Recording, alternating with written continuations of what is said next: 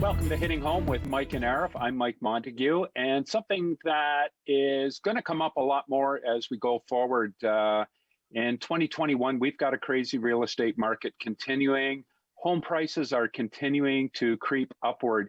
And there is a tipping point for any municipality where the term gentrification starts to get mentioned more and more. And I thought today we can talk about just what that is and how that is impacting and will continue to impact upon regions of our city. Gentrification, you as a city councilor for a number of years, Arif, would have heard that term come up over and over again. Tell us a little bit about how you would define in a few words just what gentrification is, and then we'll get into it a little bit. Oh, wow. Put me on the spot right off the bat. It's a great question. And you're right. I mean, it has come up a number of times over the cycles, over the various terms of council and the different council makeup. The folks around the table obviously add an element of a level of either interest or enthusiasm or disdain for, whichever way you want to look at it. So that's really one element. But the other element, and really the greater influence of the element, is the market pressure or the market appetite for gentrification. So I think it's important to first discuss the topic. Well, one, what is gentrification? But two, why does it come up more often at some times than at others? And it really is the fact that gentrification probably isn't something that is in a silo of its own. It is influenced by things like the dollar. It's influenced by cost of labor. It's influenced by supply and demand, or by inventory in the marketplace of existing resale homes or new development elsewhere. So there are so many things that come in, because think of what gentrification is. As opposed to taking an empty field that might have been agricultural at one point and then building from scratch, which includes driving services or tying into services. Gentrification is different. You're working with existing services that may or may not need to be upgraded, but you're also working with some other constraints, like having to knock down and rebuild and take into consideration the size of the available footprint. So when does it come up, Mike? I mean, yeah, it definitely came up, and I find it something interesting, and I'm glad we're doing this show. But I think you're right. I think, given the current climate, the things that we've talked about recently, the fact of the matter is that there is an exodus from the GTA. Barrie will see a fair amount of that spillover or that pressure come to our local borders, if you will, and there's an existing funnel or pipeline of new development that had already had 3, 5, 10 years worth of planning going into it. How does this new influx of people and the demand on the existing housing supply of resale and new, what's in the pipeline, how does that get impacted? And is gentrification a logical point of discussion now? And I think the answer is yes, in short. But I've given you a lot, and I want to give you an opportunity on that. Yeah, well, from the realtor's perspective, where there is a tipping point, and it's not an exact point that you can point on a graph and go, this is where gentrification is going to suddenly become an issue. But it is tied in with demands and values and availability, obviously. And you have older established neighborhoods, and oftentimes, maybe tired properties, and with values going up, you hit a point where it's determined that for some of those properties, the highest and best use of that property is not being utilized. And you have developers, you have property owners who come to a conclusion that I just put my finger on my pause button. That's what all that noise was all about. But you'll have people come in and they go, okay, that lot there, and perhaps the lot beside it and the lot beside that, those are 3 separate tired homes. I'm going to buy those properties up, merge them together, and we'll put something new on that. And it may not be well received by all within the neighborhood, but it does provide opportunity for new growth. And possibly you can put 12 units on a site where 3 units existed before. So you're increasing the availability of residential space. You're cleaning up a neighborhood.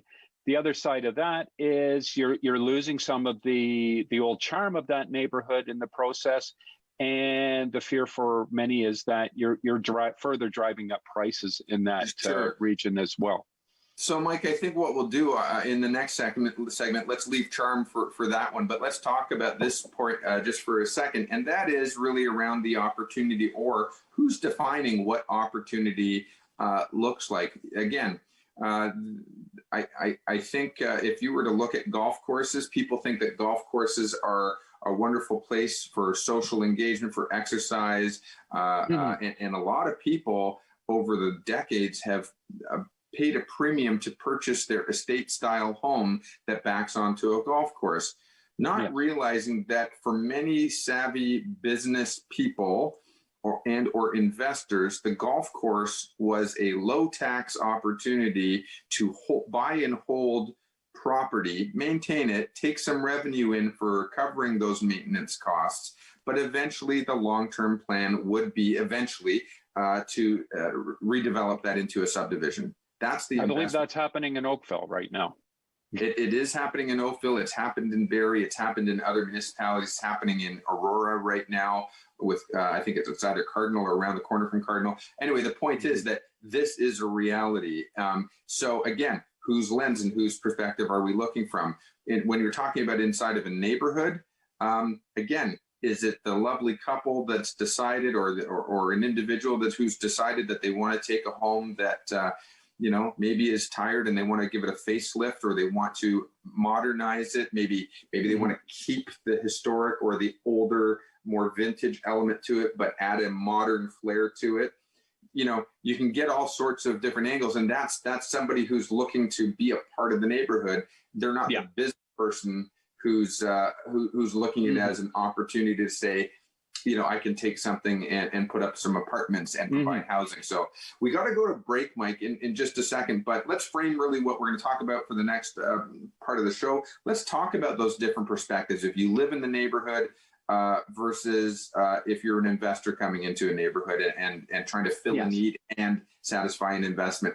But what are some of the other things that the current market pressures are challenging us to look at as a reality, and how do we as a public weigh that? We have to go to break, but when we come back, I think this is an exciting topic that has many elements. So stick with us, everyone, on Hitting Home with Mike and Arf on Rogers TV Barrie. We'll be right back.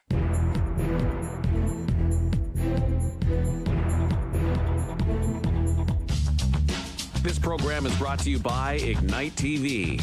Now you're in command. Visit Rogers.com for more details.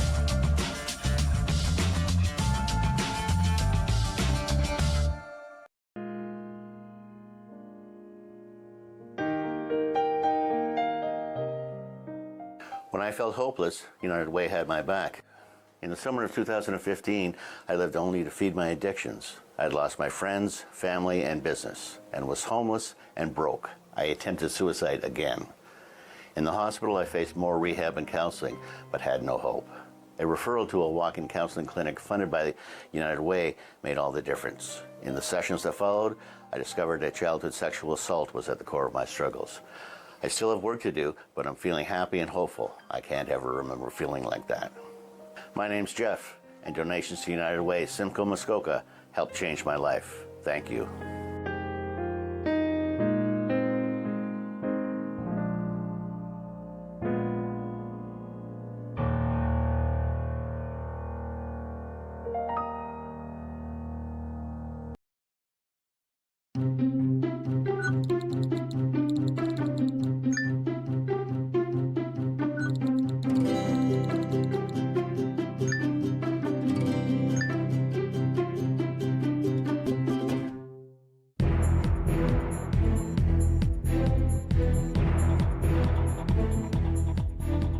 Back to Hitting Home with Mike and Arif, and we're talking about gentrification, and it's the perfect scenario right now for gentrification to be taking place within our region. Prices are shooting up, demands are high, and we've got a lot of property within the city, within the built zones, that perhaps is not seeing its highest and best use. So you're going to see changing over some of these older, tired homes in the coming years. Will be repurposed either for multi-residential or a combination of residential and commercial. And there's upsides and downsides to it. Let's talk a little bit about that. Are some of the Well, Mike, upsides that we may see? yeah, I think you've probably irked at least one of our audience members. They've probably thrown something at the TV or cursed your name at this point, because you're right. Gentrification is one of those topics that really can get under some people's skin, and it really depends on which lens you're looking through. So one of the things that we talked about before the break was, are you somebody moving into the neighborhood and you want to do something nice to the home and you want to increase the curb appeal or the value of the neighborhood? That's often well received. Yes. Meanwhile, as you said, and as we both talked about, there are others on the other side of the equation who are investors. And investors, well, some people will call them opportunists. Others will say, listen, they are people who are responding to what has been identified as a need within the community, and they see an opportunity to fill that need. And so we live right now in more than ever in an environment where there's this balance, and I don't know that everybody's thought about it this way, but I view it as opposing views in terms of the balance between don't mess with my neighborhood, I like it the way it is, and there's not enough affordable housing, or there's not enough affordable rental housing, or there simply isn't any supply, and that's forcing me to have to move out of my own neighborhood that I love. And those really can be two different opposing views. And I think gentrification is part of the solution, but it doesn't satisfy either party fully. Yeah, well, the reality is, and as cold as it may seem, is there is pressure when, cities do grow. They don't stay the same. We're not a snapshot in time. Nostalgia and tradition is great, but it can't always be honored as fully as people would like it to be. You get used to a street you walk down going to school as a kid. Over the next 20, 30, 40 years, there's a good chance some of the architecture along that street is going to change. And nobody likes to see that. That house you were always used to seeing, maybe it was a farmhouse in town on a bigger lot. I can think of a few, and you come by one day and, the signs are up, it's going to be developed. Next time you go by, it's been leveled. The next thing you see is there's a, 3-story walk-up apartment on that. That doesn't sit well with everybody's sense of nostalgia. And, but the reality as a city, that's not their foremost duty to protect the nostalgia of the city. It's to keep the city functioning and create, service the needs of the people, and housing is a primary need for people. Yeah, Mike, let's get into that a little bit. Let's get into that a little bit, because I think one of the things you can always count on, and whenever there's a development application, there's always that one person, and boy, I got to know who that one person is, or those few people are, who it doesn't matter what's being proposed, doesn't matter what's coming forward. Clearly, there's an assumption that it was already passed. There was an assumption that the deal was done before it came before council. There's an assumption that there's a counselor on the take somewhere, or a staff member on the take. And there's an assumption that, those members of council don't have a clue what they're talking about. There's always that person in the audience. I've never heard that said before. Person who's doing a deputation. And that's unfortunate. But at the same time, you can't take it personally. And here's one of the things that I think is fair, and I've always tried to look at it through this lens, is that there will be someone who has an emotional attachment.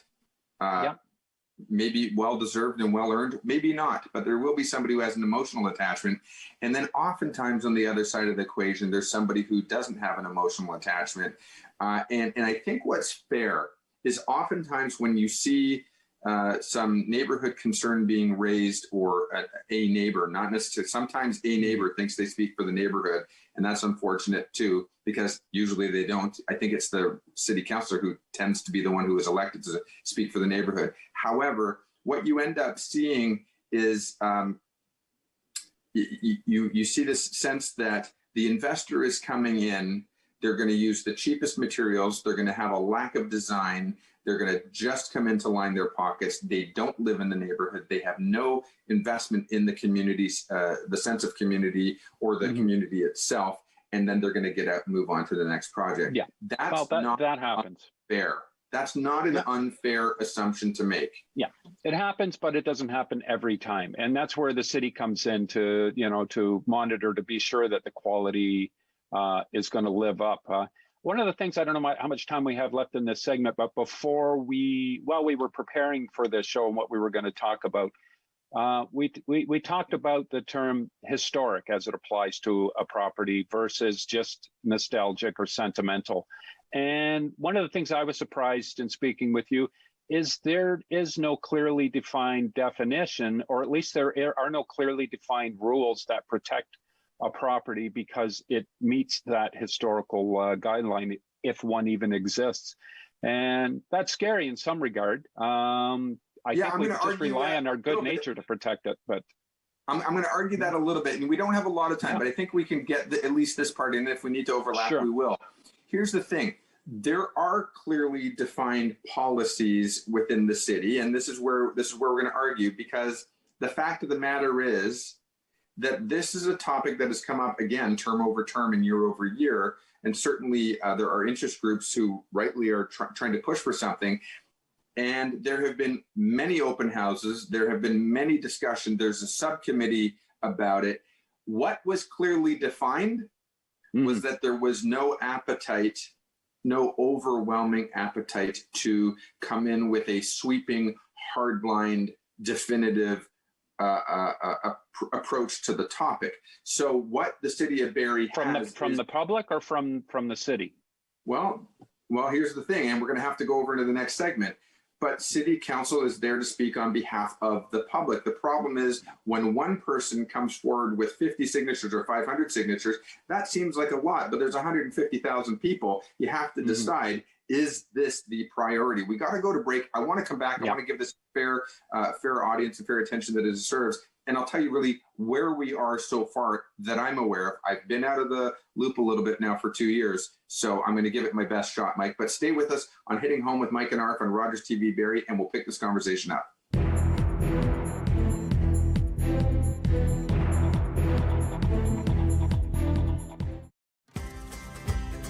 Ready to move forward financially? Then you won't want to miss Money Matters with Doug Jones here on Rogers TV.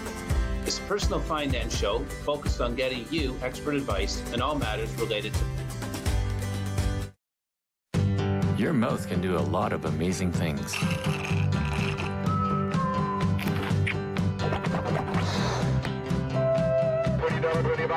And your mouth can save a life. Hi, I'm Tom Wong. I'm just one of close to 1,000 Canadians in search of a stem cell match. We need your help. A simple swab is all you need to register on the National Stem Cell Database. You could be the one to save a life. Find the hero in you. Experience Winterlude across Canada. Watch the virtual show exploring Canada's winter traditions. Meet the carvers of Winterlude's first national ice carving competition. Vote online for your favorite sculpture. Celebrate Canada's artistic diversity with Fosia, Ariane Moffat, William Prince, Tracy Trash, Cornet, Ria May, and the incredible Eladj Balde. Join us February 5th at 7 p.m. This is Winterlude. What kind of show do you want to see on Rogers TV? What interests you? Log on to rogerstv.com, fill out a show proposal, and tell us about your segment idea. We want to know what you want to see. Rogers TV, only on Rogers.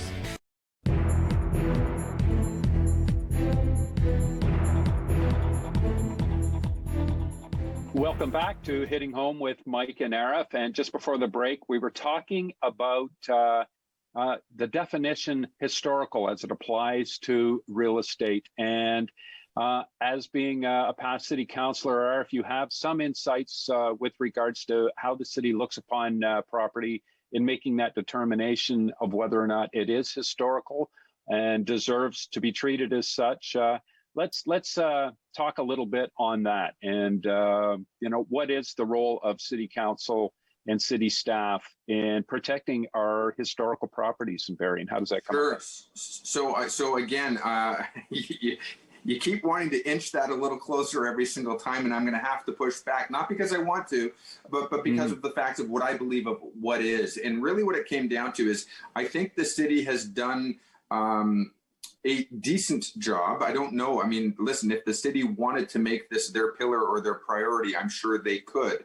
You've seen neighborhoods, perhaps like Niagara on the Lake, communities like Niagara on the Lake, or certain areas where there is actual historic significance. An event happened or an element happened, and they actually, would almost turn it into a fort or something like that.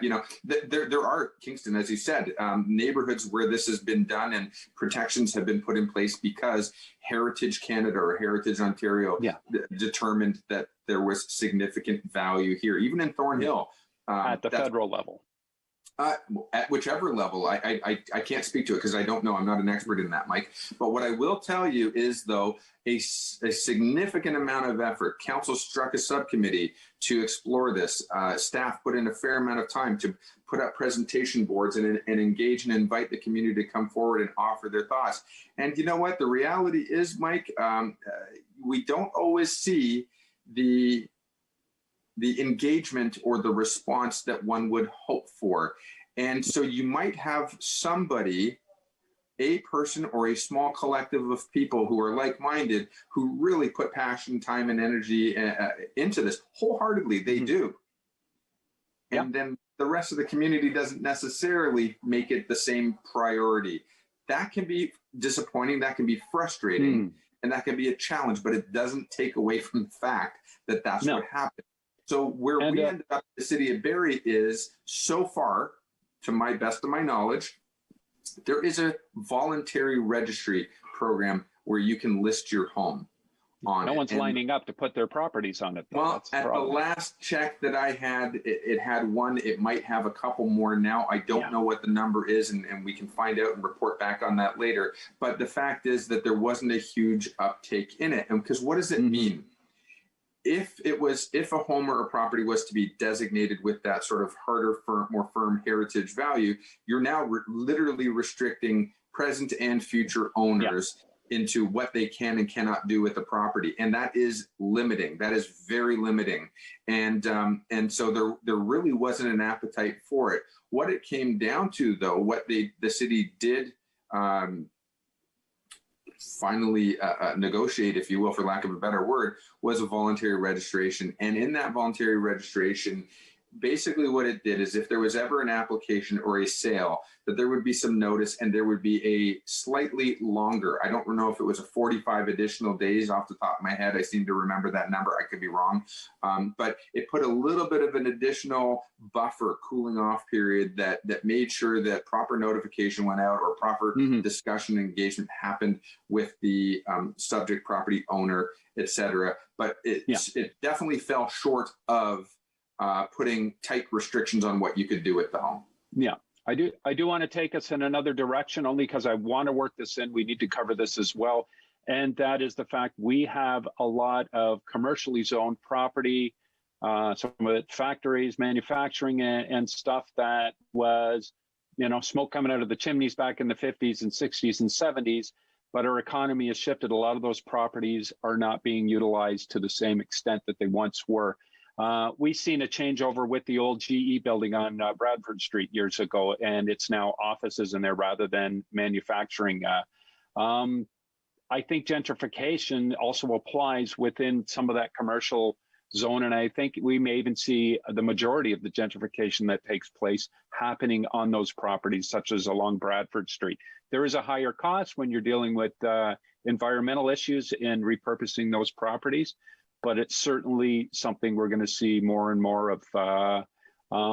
Any thoughts on that, or areas you think you might see that? Absolutely. Well, I mean, we're seeing that right now with council's consideration of a property on Vesper Street that certainly had some ground soil contamination, et cetera. Definitely, our standards have changed. Definitely, the city itself has changed. It's spread out and grown into something else other than what was originally envisioned perhaps 100 years ago. And I don't think that that's entirely separate conversation from that in the residential neighborhoods. And here's how I will tie it together. I think there's a big difference. This is my personal opinion. There's a big difference between somebody coming in and trying to affect change in a residential neighborhood by putting up something industrial or commercial, or that doesn't, as the city would define it, how does it transition? The city's planning policy includes very strict controls around ensuring that there is a natural or gradual transition from one property usage type to another. You're not going to put a smelter in the middle of a playground with school kids and a residential neighborhood, that kind of thing. So can it transition? So with regard to what you're talking about, Bradford Street, et cetera, yeah, it used to be car dealerships. It used to be tannery. It used to be all different things that had oil and chemical usage and seepage into the ground. You can't just put up residential. It's very expensive. So you have to remediate soil. There are some exceptional costs, but I think you're absolutely right, Mike. If we were to put a bow on this show, we're talking about why did Bradford sit so long? Really is what it comes down to. Why cost prohibitive, if I can answer quickly. And now with values as high as they are, suddenly a lot of these properties are getting that second look, and it's not cost prohibitive anymore. And that's why we're seeing that change. You're right, Mike. You're absolutely right. Cost prohibitive, considering the fact that there are other more economical or efficient opportunities in previous years. Previous years, we had more farmland. Previous years, there was more undeveloped land. Now, suddenly, the pipeline is full. We don't have services. We're years away from getting services. Do I pay a little bit more now to remediate the soil, or do I sit not making an opportunity right now while prices are high? We got to wrap this up. But if I was to leave us with one thing, Mike, and we got 59 seconds, it is there may be a false sense of what kind of authority or power the city has and city council has. And I think it's very important. People bring their proposals forward for discussion, and then they have to discuss it. And then they have to see, how does that proposal fit in line with existing policy? City doesn't just have blanket authority to do things, and that's often, but we're going to be in another show. Why don't you wrap it up?